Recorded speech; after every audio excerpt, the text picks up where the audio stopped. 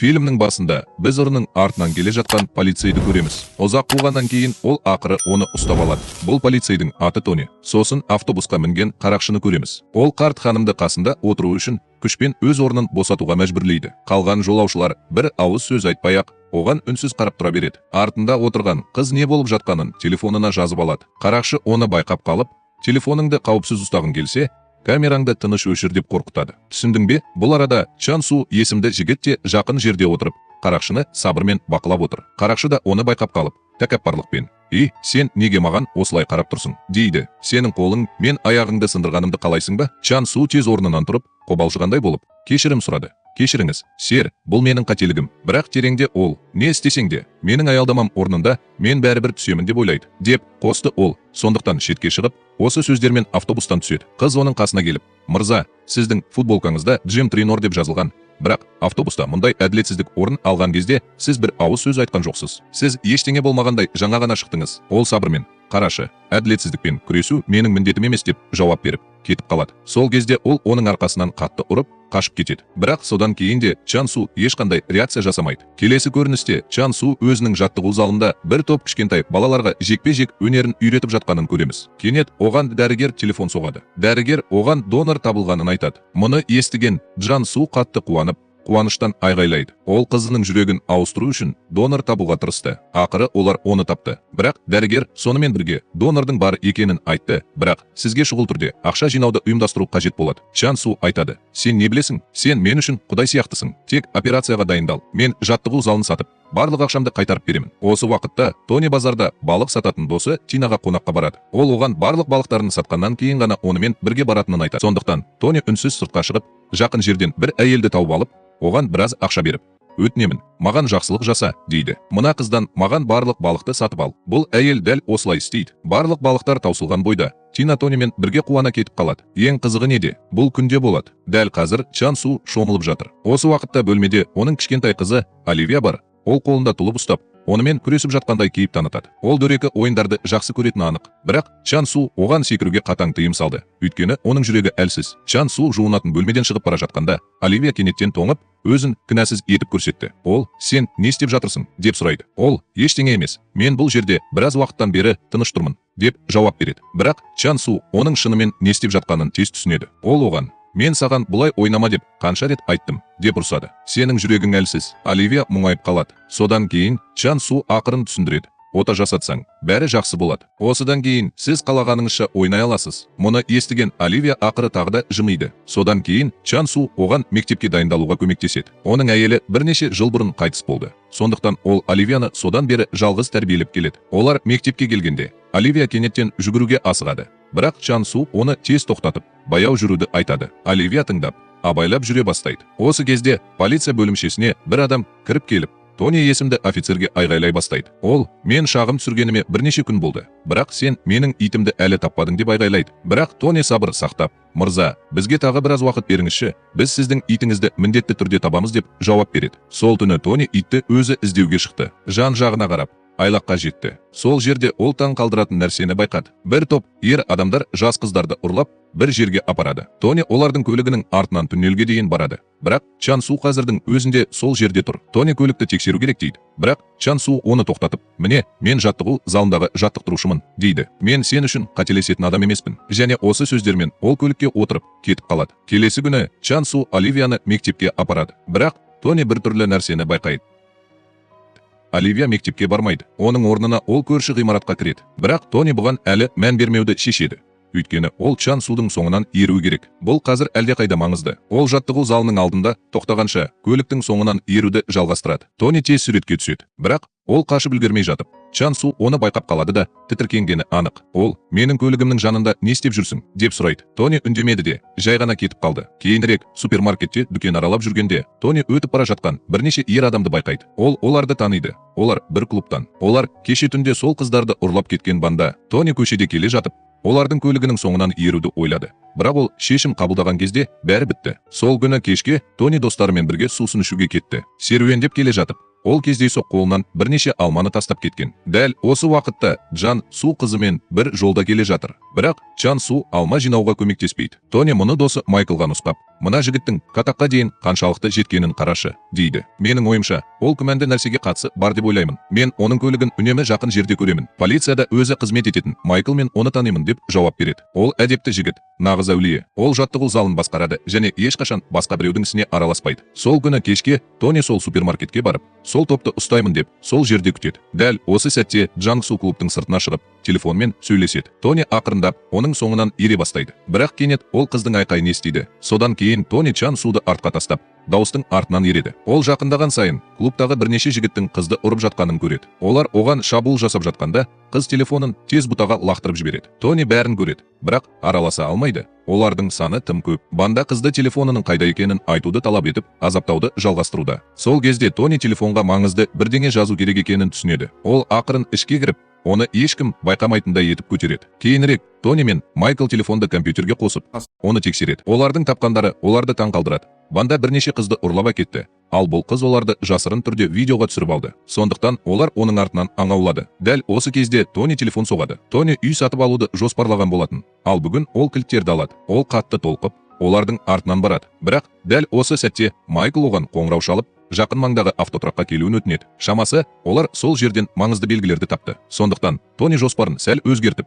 оны тексеруге барады. Осы уақытта біз Джан Судың қызына ойыншық сатып алып жатқанын көреміз. Бірақ ол қайтып келгенде, оның көлігі кетіп қалды. Оның орнына көлік тұрған жерге хабарландыру жапсырылған. Оның көлігін сүйреп апарғанын және оны алып кету үшін полиция бөлімшесіне бару керектігін айтады. Джан Су ашуланып, көлікті заңды түрде қойғанын біледі. Содан кейін ол кенет жақын маңдағы Тониді байқап қалып, неге бұл жігіт менің көлігіммен араласып жүр деп ойлай бастайды. Оған не болып жатыр? Бірде бір сөз айтпастан Джан Су оның артынан жүгірді. Тони тұраққа досы Майкл айтқандай жетті. Бірақ ол жерге жеткенде Майкл еш жерде көрінбеді. Оның орнына бүкіл банда пайда болды. Олар Тониді ұрып соғып, жад картасының қайда екенін айтуды талап етті. Әйтеуір, Тони қашып үлгерді. Бірақ жүгіріп келе жатқанда оны көлік қағып кетті. Содан кейін Майкл пайда болды. Бірақ таң қаларлықтай ол бандамен жұмыс істеді. Ол оларға ашуланып, мен саған одан жад картасын ал деп айттым, деп ұрсып тастады. Неге қазір оны өлтірмекшісің? Дәл осы кезде Джан Су пайда болды. Бірақ банда да Джан Суға шабуыл жасамақ болды. Содан кейін олар қашып кетті. Жедел жәрдем келіп, Тони мен Джан Су жедел түрде ауруханаға жеткізілді. Бейшара Тони комаға түсті. Бірақ ең таң қалдырғаны мынау, Тонидің жаны оның денесін тастап кетеді. Оның жаны қатты уайымдап, енді маған не болады деп ойлайды. Мен аман қаламын ба, жоқ па? Ол адамдардың алдына шығып, мені көріп тұрсың ба деп сұрайды. Келесі күні таңертең Джан Су есін жиып, отыруға тырысады. Медбике оның қасына тез келіп, асықпа, дейді. Сенің басың ауыр жарақат алды. Ол қызымен кездескісі келеді. Бірақ кейін оның түні бойы әкесімен бірге отырғанын біледі. Джан Су оған түні бойы аяғыңнан тұрмау керектігін айтады. Жаным, маған бір нәрсе істеуге рұқсат етіңіз. Мен сені досыма жіберемін. Ол саған жақсы қарайды. Джан Су бөлмеден шығып бара жатқанда, кенеттен біреуге соқтығысып қалады. Бұл Тонидің рухы. Джан Су байқамай, қайда бара жатқаныңды қара, дейді.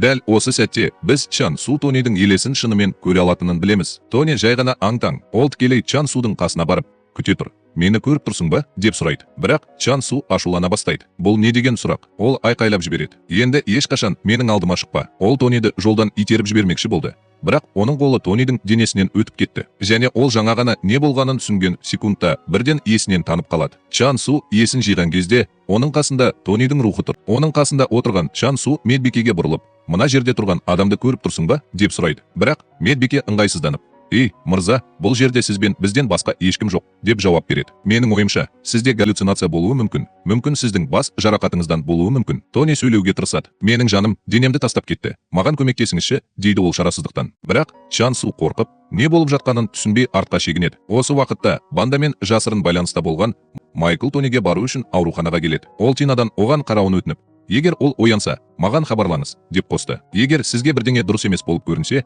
әсіресе ол жад картасы туралы бірдеңе айтса, маған дереу қоңырау шалыңыз. Бұл жад картасында маңызды істің маңызды дәлелі бар. Дәл осы сәтте Майклдың телефоны шырылдады. Ол оны тексерді, бірақ байланысын тез үзді. Енді Тонидің жаны әлі де оның денесінен тыс шындықты көрді. Ол өзінің досы Майклдың қылмыстық әрекетке қатысы бар екенін түсінеді. Тонидің рухы оның соңынан еруге бел буды. Майкл құпия жерге барады. Онда ол банданың бастығымен кездеседі.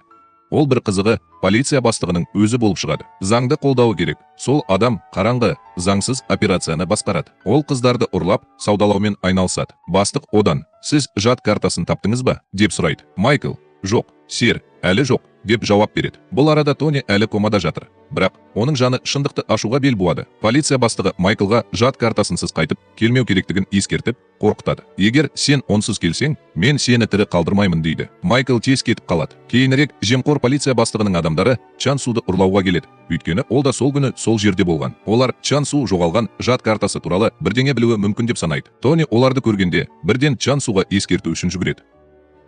Ол банда оны өлтіруге келуі мүмкін деп алаңдайды. Бірақ Чан Су әлі де қорқады және Тонидің айтқанын тыңдағысы келмейді. Кенеттен банда Чан Суға шабуыл жасайды. Бірақ ол олармен күресіп, қашып үлгереді. Дәл сол кезде ол Тонидің шындықты айтқанына сенеді. Тони тіпті Чан Суды бандадан құтқаруға көмектесті. Сол түні Тонидің рухы оның сезімсіз денесінің жанында тыныш отырды. Тинаның жүрегі жараланған. Тони комада жатыр және сол күні ертерек жүктілікке тест тапсырды. Нәтиже оң болды. Ол жүкті. Ол оған есепті көрсетіп: "Өтінемін, оян", дейді. "Мынаны қарашы, сен жақында әке боласың. Мен жалғыз қалудан қатты қорқамын. Өтінемін, маған қайта келші." Бейшара Тина қатты уайымдайды. Тіпті оның жаны Тони де оның оған қаншалықты көңіл бөлетінін көргенде қатты әсер етеді. Дәл осы сәтте Тина оның жанында жатқан жад картасын байқайды. Ол оны алып, Тонидің досы Майклға қоңырау шалып, бұл туралы айтуды ойлайды. Бірақ Тони кенеттен үрейленіп: "Жоқ, оған бұл туралы айтпа", деп айқайлайды. Ол сатқын. Өкінішке орай, Тониді Чан Судан басқа ешкім естімейді. Сол кезде Чан Суға досы телефон соғады. Оливия жоғалып кетті. Қорыққан Чан Су оны іздеуге асығады. Бірақ Тони қайта келіп: "Өтінемін, менің дос қызыма Майклға жад картасы туралы айтпауын айтшы", деп жалбарынады. Бірақ Чан Су қызы үшін қатты уайымдайды және дәл қазір Тониге көмектесе алмайды. Ол Оливияны барлық жерден іздейді, бірақ ол еш жерде жоқ. Дәл сол кезде Тони: "Мен сенің қызыңның мектептің жанындағы ғимаратқа бара жатқанын көрдім. Бірақ ол шынымен де мектептің ішіне кірмеді", дейді. Олар осы ғимаратқа жүгіргенде Оливияның ес-түссіз жатқанын көрді. Ол бірдеңені бояп жатқан болып шықты. Кенет кеудесі ауырып, есінен танып қалғандай болды. Чан Су оны дереу ауруханаға апарды. Дәрігерлер оған Оливияға дереу ота жасамаса, оны құтқару өте қиын болатынын айтты. Бейшара Чан Су әбден күйзеліске ұшырады. Ол қызы үшін ештеңе істей алмайтындай дәрменсіз сезінеді. Осы кезде Тонидің рухы пайда болып, оның қасына тыныш отырады. Дәл осы сәтте біз Чан Судың өткенін еске аламыз.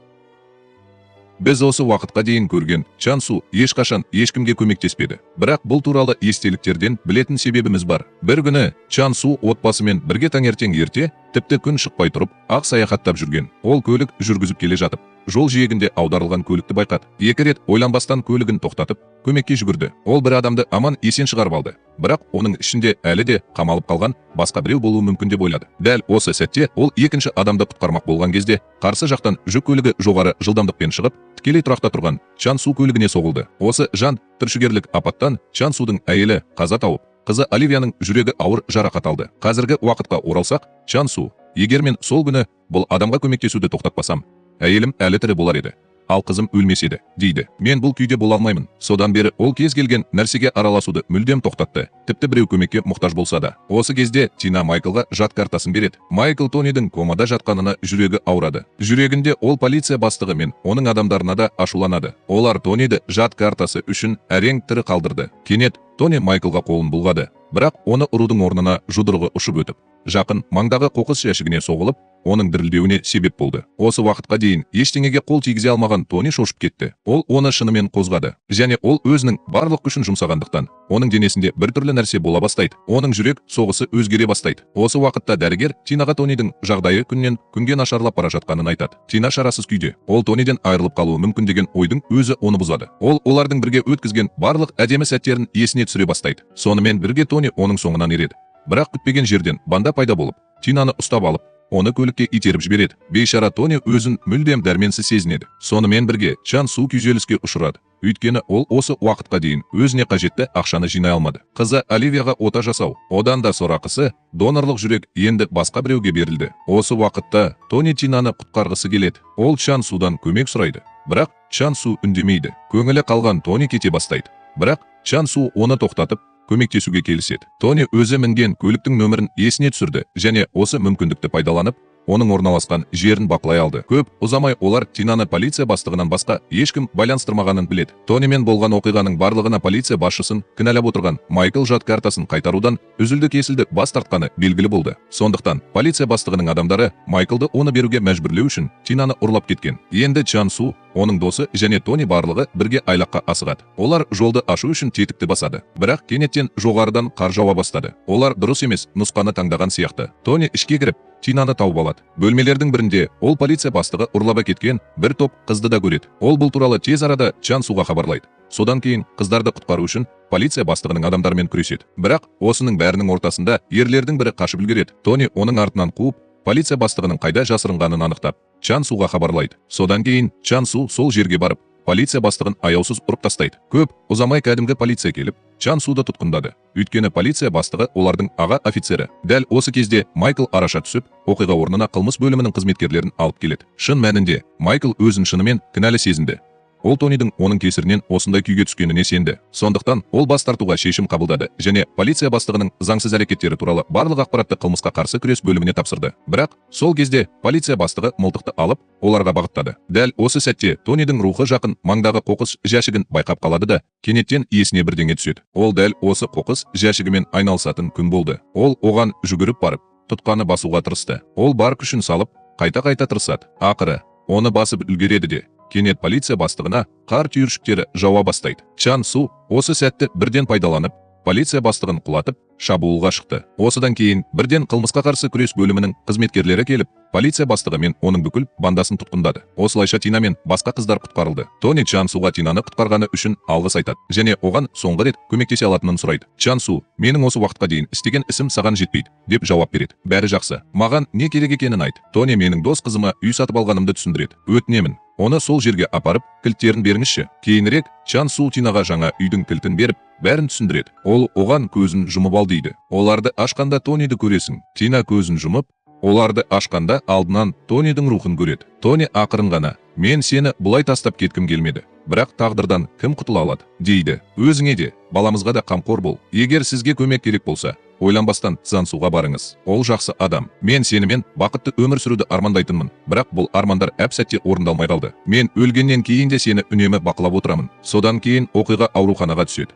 Онда Тони әлі комада жатыр және оның бетінен жас ағып жатыр. Олар Оливияға донор таба алмады. Бірақ қазір дәрігерлер Тонидің жүрегін алып, оған трансплантациялауға шешім қабылдады. Тина операцияға келіседі. Операцияға кардиолог шақырылды. Дәрігер келгенде Чан Су кенеттен оны бұрын көргендей сезінеді. Содан кейін ол бүгін таңертең отбасымен бірге келе жатып, жол апатына ұшыраған адамды құтқаруға көмектескенін есіне алады. Ол кісі дәрігер екен. Бір қызығы, дәрігер де Чан Суға мұқият қарап, біз бұрын кездеспеген едік, деп сұрады. Сен шынымен таныс сияқтысың. Чан Су, сен бірнеше жыл бұрын жол апатына ұшырадың деп жауап береді. Мен сені сол жерден шығарып, жедел жәрдем шақырған мен едім. Дәрігердің көзі таңдана бақырайып кетті. Иә, қазір есіме түсті. Мен ауруханада оянғанымда мені кім құтқарды деп сұрай бердім. Бірақ маған ешкім ештеңе айта алмады. Содан кейін ол кідіріп, операция бөлмесінің бағытын көрсетеді. Айтпақшы, ота жасалып жатқан мына қыз, ол сен үшін кім, дейді Чан Су ақырын. Ол менің қызым. Дәрігер күлімсіреп, сезіммен, ол енді сенің қызың ғана емес, дейді. Ол да менің қызым да. Ол оларға ештеңеге алаңдамау керектігін айтады. Мен бұл ота үшін бір тиын да алмаймын.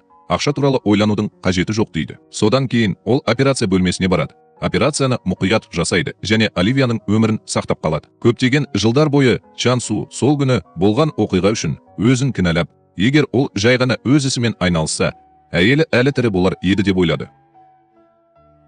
Бірақ қазір ол бір нәрсені түсінді. Сол күні көмекке келген сол адам қызының өмірін сақтап қалды. Бірнеше күн өтті. Бір күні Чан Су автобуста келе жатып, сол қарақшының басқа бір қартты ұрып жатқанын көрді. Бұл жолы Чан Су орнынан тұрды. Бірақ қарақшы тек күліп, не болды?